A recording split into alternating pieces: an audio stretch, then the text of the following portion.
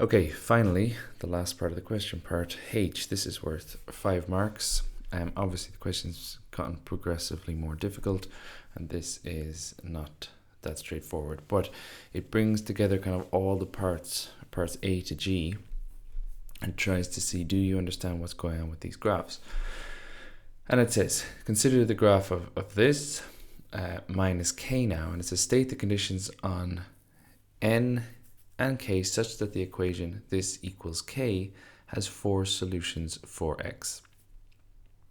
Okay, now these are the two graphs that hopefully at this point we've got our head around, and we know that they look something like this.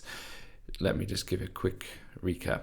We learned that the derivatives, and you can see this in I think parts D, the derivative was 0 at 0, a over 2, and a.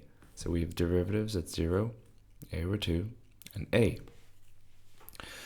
The y coordinates are then 0, 0, 0, 0 here for the two zeros, obviously. And then this one, okay, perhaps, I think this was in part F, maybe, where we got that, but that's essentially subbing a over 2 in here. If you sub a over 2 into that, you get a over 2.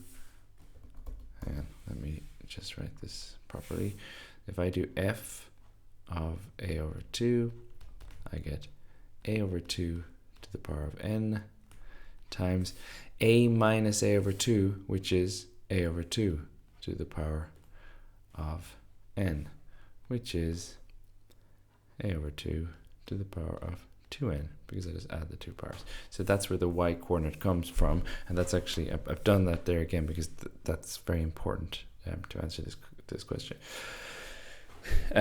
It does say state the conditions, so you'll get the full 5 marks if you can just write down what these conditions are, but certainly you don't have to sketch these graphs, but you need to understand how the graphs work in order to answer the question.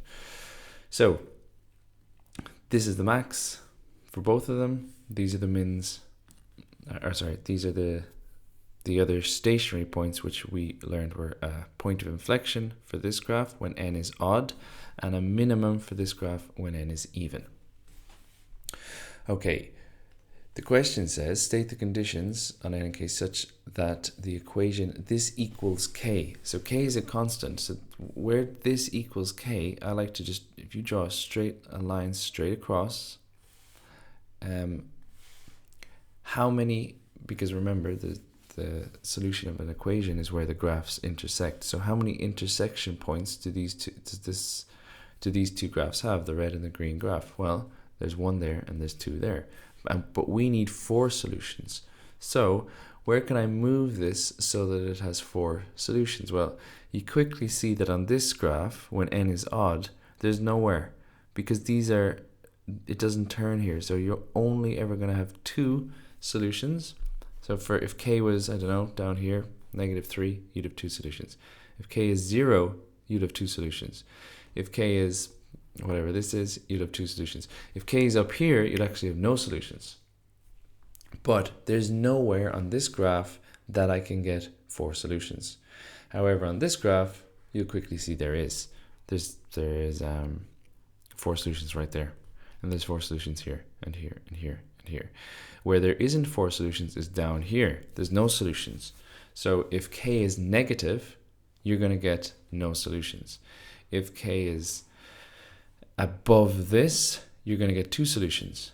The only places you're going to get 4 solutions are between this maximum and 0. And I'm not going to include the maximum or 0, because the maximum, it has 3 solutions. And at 0, or on the x-axis, it's got 2 solutions. So it has to be greater than 0 and less than a over 2 to the power of 2n, because it's the y coordinate I'm looking at, because I want to be below this y coordinate and above this. So the conditions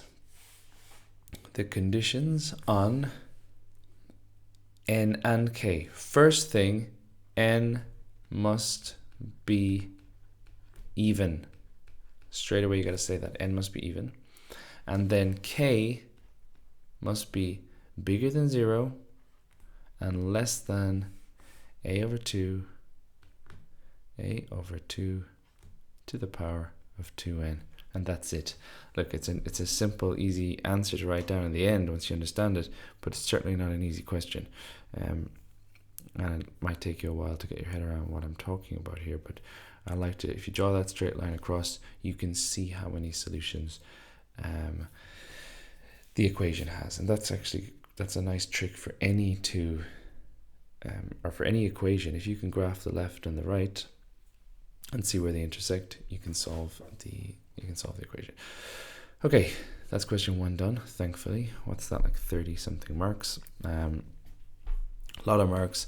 I would argue half of those marks are accessible to everyone for sure, possibly even more than half the marks. Yes, as it moved on, it got quite complicated in exam conditions with limited amount of time. Fine, I wouldn't expect everyone to get full marks, but certainly you should be getting half of those marks. Okay, that's question 1.